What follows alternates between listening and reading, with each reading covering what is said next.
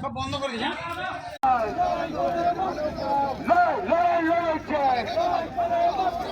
গাড়ি মালিককে লুট করা চলবে না, গাড়ি মালিককে লুট করা চলবে না, চলে না। ঠিক আছে, ঠিক আছে,